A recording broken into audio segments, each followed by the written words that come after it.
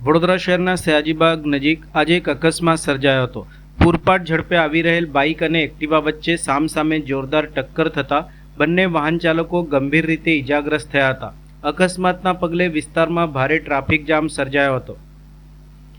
વડોદરાના વ્યસ્ત એવા સયાજીબાગ વિસ્તારમાં આજે બાઇક અને એક્ટિવા વચ્ચે સામસામે જોરદાર અથડામણ થતાં ગંભીર અકસ્માત સર્જાયો હતો। અકસ્માત એટલો ભયાનક હતો કે બંને વાહન ચાલકો રસ્તા ઉપર લોહીલુહાણ હાલતમાં પડ્યા હતા।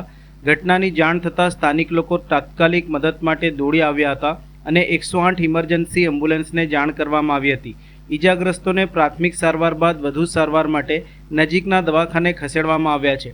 અકસ્માતના કારણે સયાજીબાગ રોડ ઉપર વાહનોની લાંબી કતાર લાગી ગઈ હતી અને કેટલાક સમય માટે ટ્રાફિક વ્યવસ્થા ખોરવાઈ હતી। ઘટનાની જાણ થતાં પોલીસ પણ ઘટના સ્થળે દોડી આવી હતી અને ટ્રાફિકને ફરીથી સામાન્ય બનાવવા તેમજ અકસ્માત અંગે વધુ તપાસ હાથ ધરી હતી।